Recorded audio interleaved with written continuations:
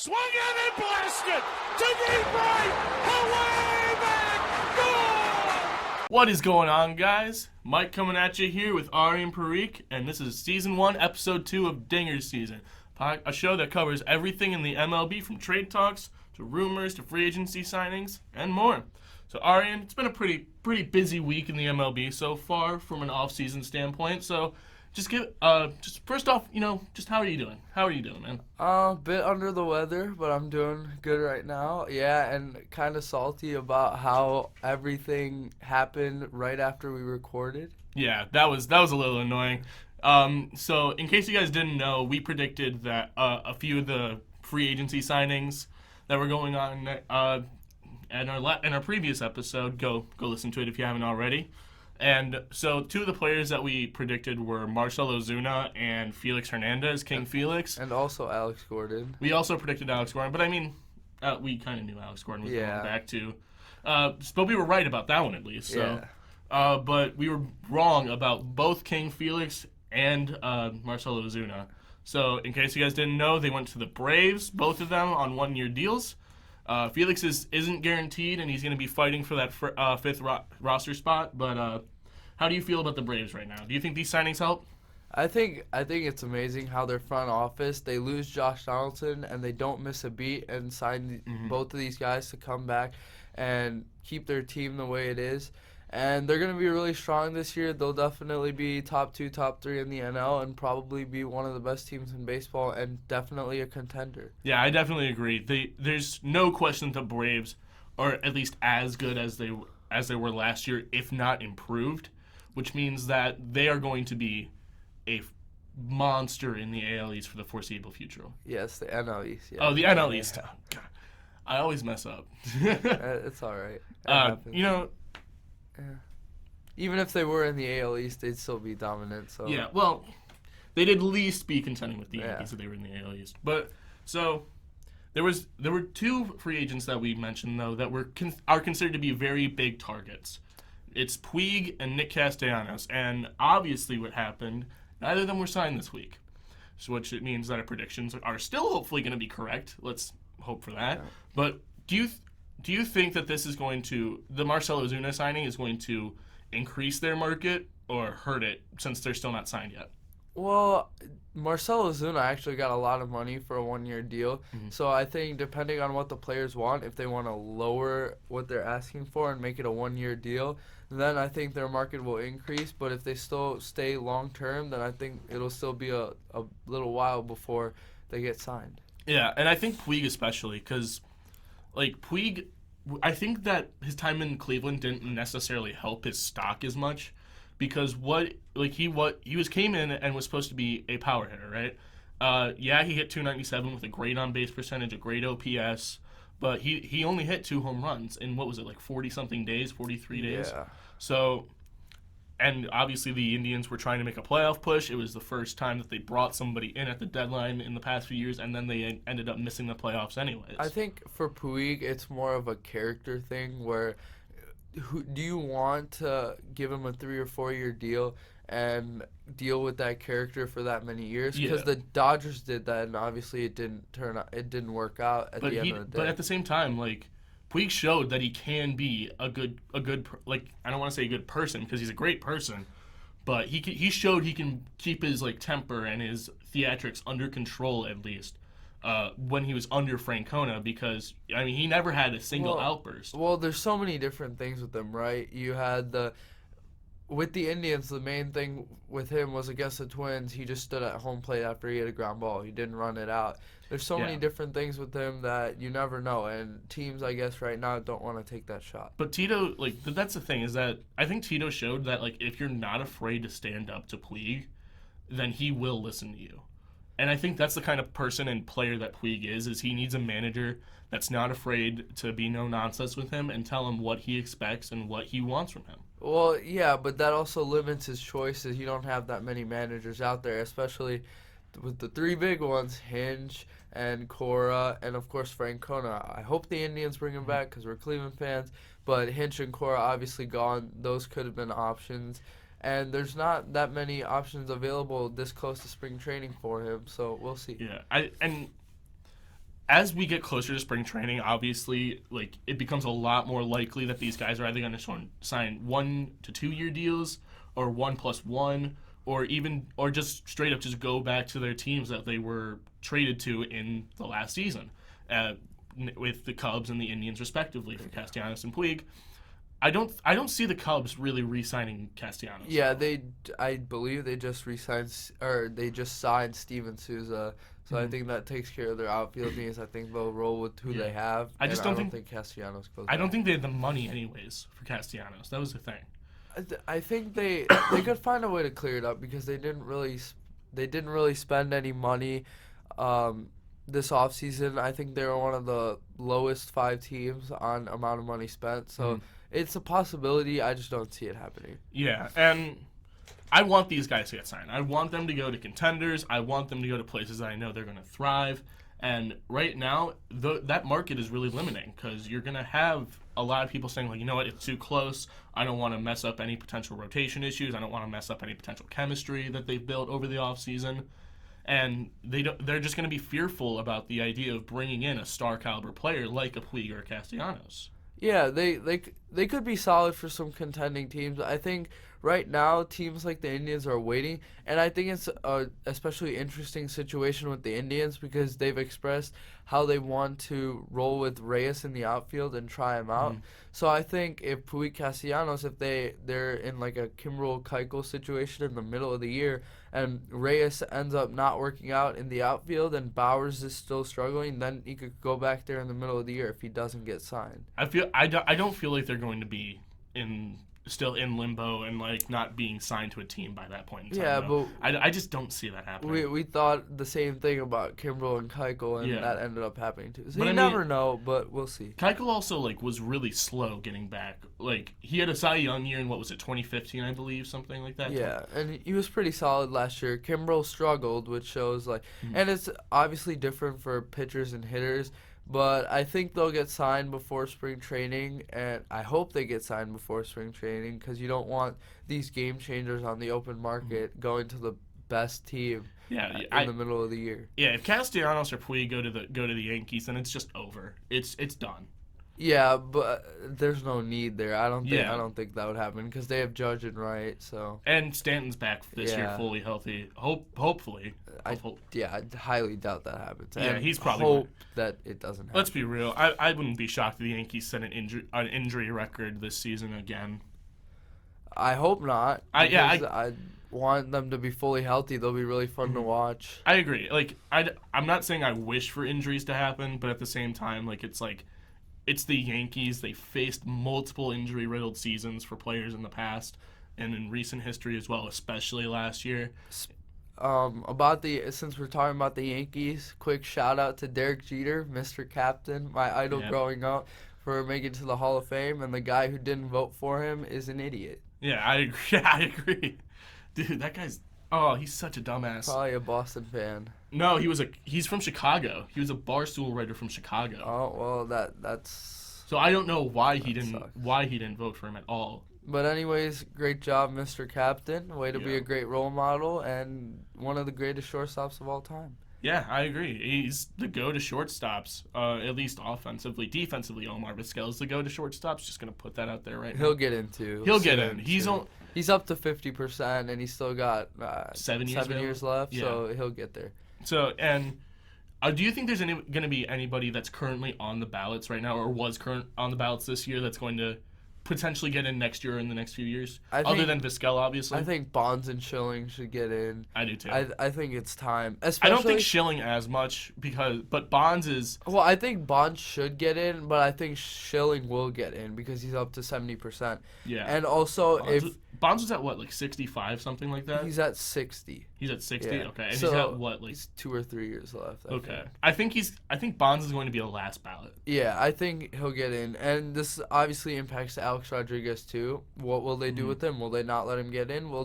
Once Bonds and Schilling are in, will they be like, oh, well, they're already in, so let's just let A-Rod in too? But at the same time, you got to think about the timing of everything like that. Like, yeah, Bonds potentially used steroids to adversely affect his home run hitting and break the record for Well, home runs. let's be honest. Even if every power hitter in the MLB right now was using steroids, none of them would hit 73 home runs. No, they wouldn't, and that's blatantly obvious, even with the balls being juiced even as with well. the juice balls, yes. But Bonds used them at the tail end of his career. He was probably juicing for the last, 3-4 years, and he had, a 16-year career, something along those lines? Yeah. You have to hit that many home runs.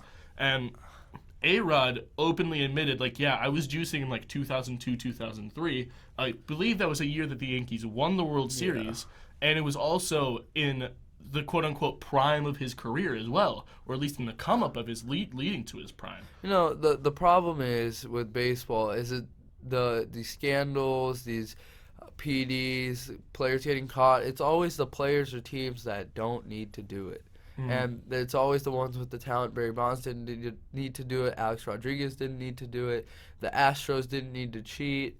All of that, they're all generational talents on those teams, and they didn't have to do it, but they did it. But you shouldn't ignore the talent, and I think they should get him. And also Pete Rose, he's not going to get in, but he should. I don't...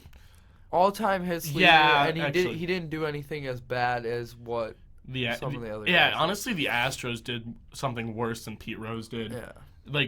Betting on games outside, and while you were managing, too. Yeah. And it's not like he was betting against his team and purposely throwing games as well. He was betting for his teams to win. Yeah. And because he was very... And if that shows anything, it shows how confident he was in his team, I would say. Yeah, I think he should get in, but he obviously won't. So yeah, it's kind of sad. All-time hits leader. It's ridiculous. Yeah. Hall of Fame voting, they need to really limit it, and they need to also involve players in it as well. The problem with Hall of Fame voting is, I believe, to be a voter for the Hall of Fame, you have to have 10 years of experience as a writer. Mm-hmm. I think it's something like that. Isn't there something that you'd be registered for, BBWA? Yeah, in the association. And there's always younger writers coming in, so there's always a change of thought, right? Mm-hmm. If there's younger writers coming in and they got to watch the tail end of Bonds' career, they might not vote for him. Because all they know is the steroid era Bonds. While if there's older guys who saw them at the beginning of their career and saw how talented they were without using steroids, they might vote for them. Mm. So it's kind of messed up there, and they need to find a way to change the voting system. Yeah, I definitely agree. Another free agency news, though, back to the free agency portion. Ryan Zimmerman, Mr. National, is returning to the Nationals for one more season. Obviously, he wasn't, a big player for them last year, but he's definitely got that veteran presence to help lead people like Soto. He had some big hits in the postseason. He did, yeah. I like that. And, as you said, Mr. National, so can't see him anywhere else. What? He's on, year 12 now with the Nationals? Yeah, he's been there for a while. He's been a while. And, obviously, another big thing that happened, Trevor's story last night. It was announced on Twitter by Jeff Passan that he got at least personally for me, that's who I get my news from, that Trevor Story signed a 2-year, $27.5 million extension with the Rockies. Yeah, it's kind of, I think, an emotional move, just so that if they trade Arenado, they still have Story back there as a franchise player. Mm-hmm. And Story's young, too. Yeah, he's solid. He's top 5 shortstop in the league. Oh, definitely. He's actually one of my personal favorite players as well. I think he's great. My top 3 are Buster Posey, Frankie Lindor, Trevor Story.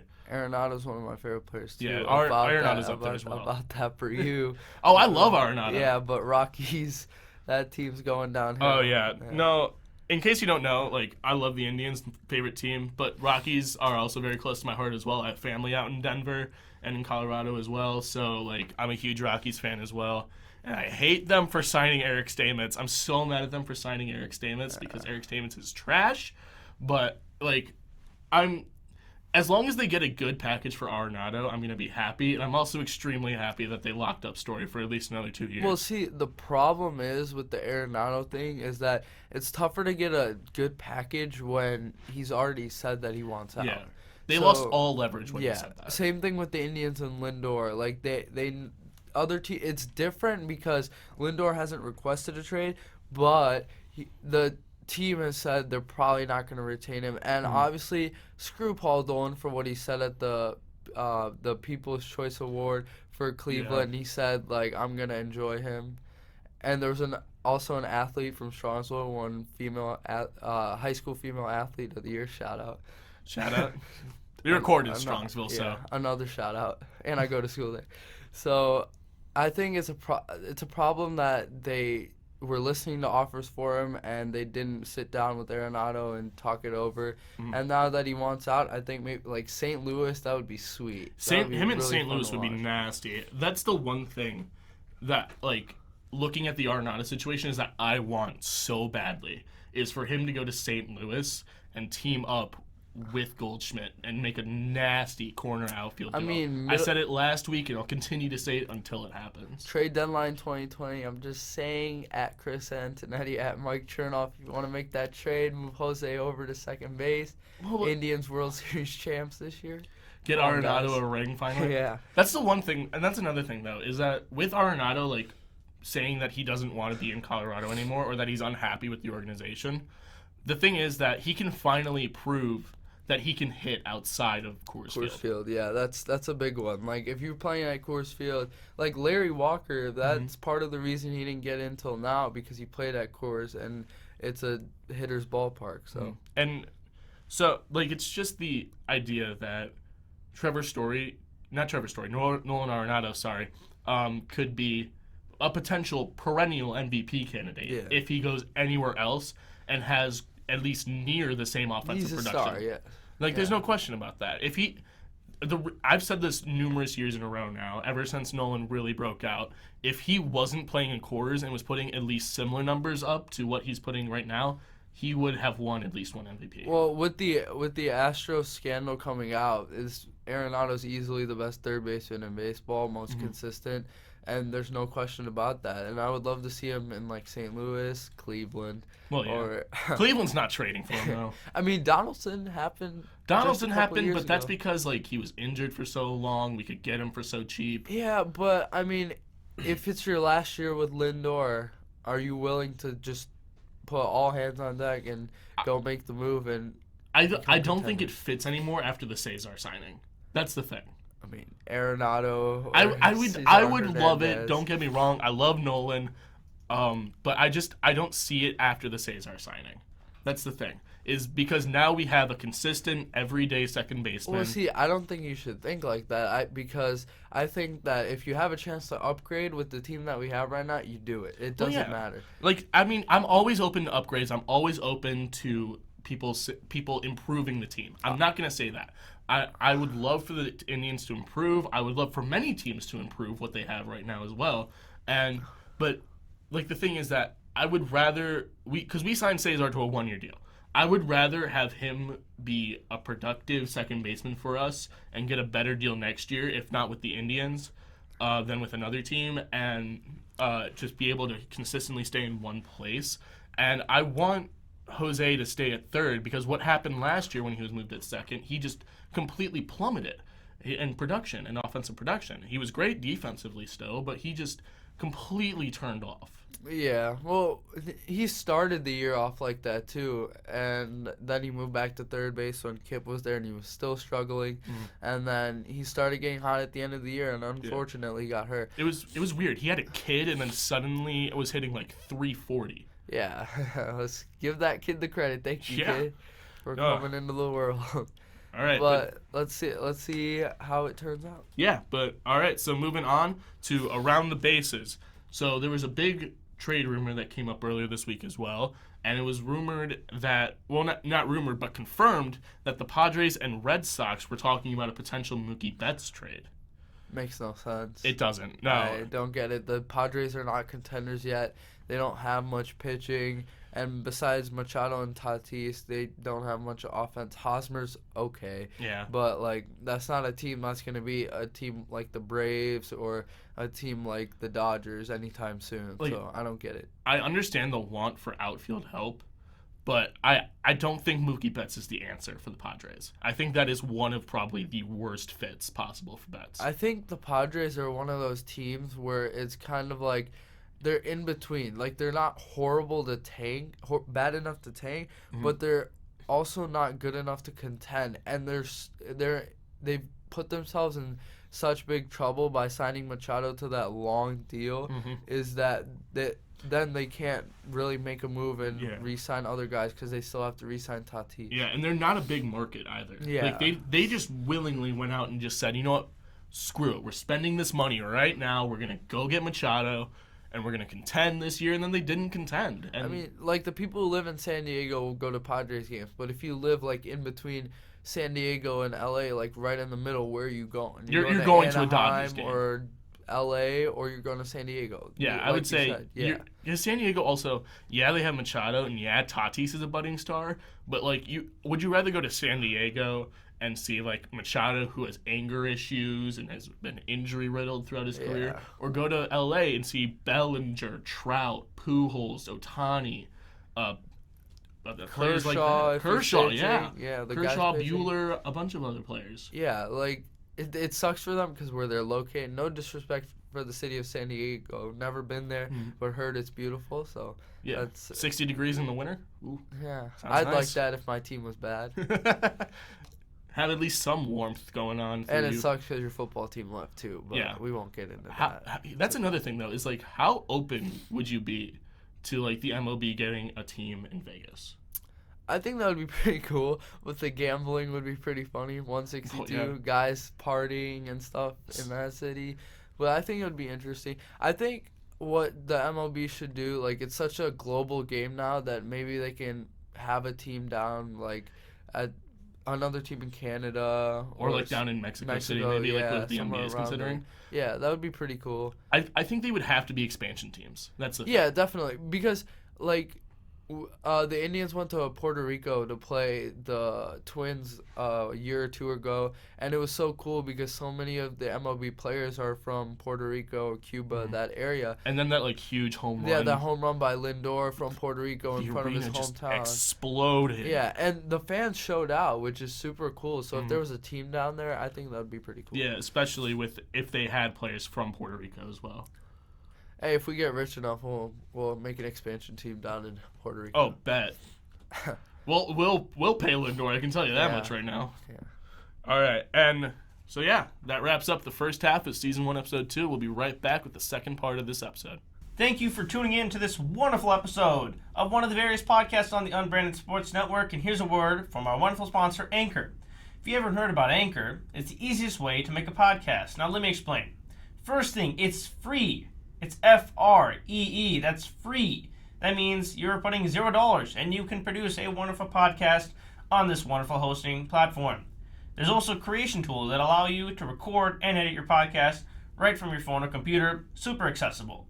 Anchor will distribute your podcast for you so it can be heard on Spotify, Apple Podcasts, and many more different streaming platforms. That's wonderful, isn't it? You make money from your podcast. Money! With no minimum listenership. That means you can start out with no listeners, no viewers, and you can make some fat cash. It's everything you need to make a podcast in one place. Download the free Anchor app or go to anchor.fm to get started. That's anchor.fm. And now, back to your regular scheduled programming. And we are back for the second half of episode 2 of Dinger Season. So, obviously, the biggest ongoing story in all of baseball right now is going to be the Astros scandal. So I think the biggest thing that we realize around it right now is like that Hinge and the GM of the Astros have been penalized, but Cora still hasn't yet, and that's obviously because of the ongoing investigation with the Red Sox scandal as well. What do you think his punishment will be? I think it'll be around 2 to 3 years of suspension without pay, and then he'll be reinstated. I think he's going to get banned. I think that this is like warranting a ban from MLB baseball because he was a member of the coaching staff on a team that cheated to win the World Series, then went to a team to be their manager and cheated to win the World Series. Well, I mean, he was pretty much doing the same thing both times. So if Hinch and Lunau get 1 year, I don't think he should get banned. I think it should be around 2 to 3 years. And he's still a good person, and he's still respected by some individuals in the league. So I think he can find a job elsewhere. Yeah, but I mean, at the same time, like you got to realize, like Hinge only had 1 year of cheating underneath his belt, and I mean, Obviously, there were accusations of 2019, but he was also the head man. He was the manager of the team. Like a bench coach shouldn't get penalized as much as a manager who knows what's going on right now does. Yeah, but the thing, my idea is just Pete Rose banned from baseball. All he did was gamble on games and bet that his team was going to win. I don't think there's any real question about that. But at the same time, what do you want, Shazab? Sorry, producer Shazab is just kind of freaking out right now. Your keys?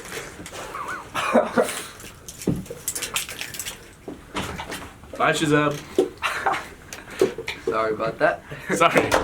He was freaking out for a second. But, so the biggest thing, though, is that Pete Rose gambled on games for his team to win, never threw a game, never did anything along those lines, and he's banned from baseball. Like, yeah, I get it, different times. Gambling was thought of as a lot worse back then. But that's exactly what I was going to say. Completely different times, completely different people running the league, completely different punishments given out for different things. Like now, if you take roids, you're done for at least 81 games. And back then, it probably wasn't that many. By the way, MLB, check the Twins. Just saying. I doubt it. Nelson Cruz at the very least, and Miguel Sano. But anyways, Sano, I could see it. Sano, I definitely see roiding. Cruz, I don't think so. And maybe Cruz has been consistent his whole career. Maybe Rosario as well.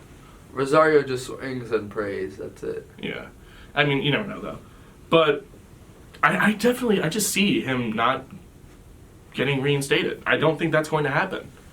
Well, okay, so here's the thing. You can bash them as coaches and managers and players in the league, but don't bash them as human beings because they're still great human beings and they can still bring a lot to the MLB, right? I agree. It's just I don't see. It's the idea of just the sanctity of baseball, keeping everything together and making sure that we don't mess anything up. Okay, here's how I'm gonna say. Do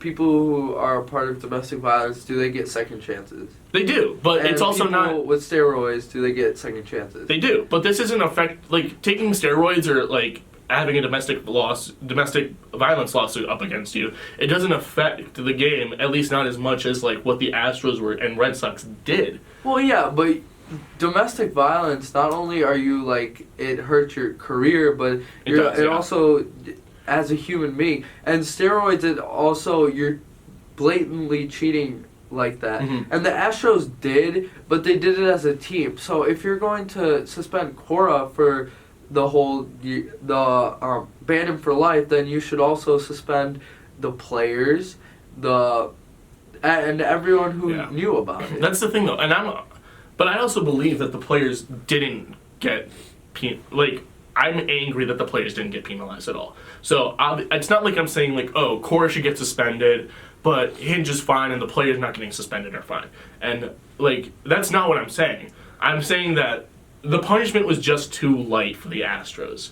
And I think that, like you said this last week, the MLB is just trying to protect their players. Yeah. But, like, they're trying to protect the sport. They're trying to protect their stars and making sure that they don't face any repercussions, ratings drops, whatever. Whatever reasoning you want to use, that's what the MLB is trying to do. But it's not going to be the main reason, obviously, because it's all together. So, final thoughts on that situation right now. I think he'll get 2 to 3 years. I think it'll wrap up soon, and we'll see what happens. Yeah. So let's move on to best of in fastball style. So your opinion on the best offense? Oh, it's the Yankees. There's no question about that. Really? I disagree. I think it's the Twins. Really? The Twins are very stacked offensively. I think they're easily the best team. Really? Best pitching. Yeah. Oh, Indians, no question. Yeah, I agree with that. Indians and Dodgers are probably tied. Best hitter? Best hitter, I would say that it's Cody Bellinger or Christian Yelich. I think it's Mike Trout. All around, doubles, triples, getting on base, and hitting for power. I think he's the best hitter. Best pitcher? That one's tough because I think it's still Justin Verlander. Or it's Justin Verlander or Garrett Cole. It's one of those two. I think you can make an argument for Garrett Cole, but I think Max Scherzer definitely deserves conversation, and so does I agree with that. And then best organization from an off-season standpoint. From an off-season standpoint, wow. You want to answer that one first? I'll think about I'll go with I'm gonna go with personally the Braves. All right. Well, I think I'll go with the Yankees. I think they went crazy. All right, and that's gonna wrap up this week's episode of Dinger Season. Thank you to our cameraman Jack and Jake. Sorry, yes, that's my bad. I just met him today, so thank you to our cameraman Jake. Follow him on his YouTube channel, Killjoy Jake. He goes over horror movies, does horror skits as well. So yeah, and don't forget to follow us on social media at unbranded.sports. Thanks, and we'll see you guys next week.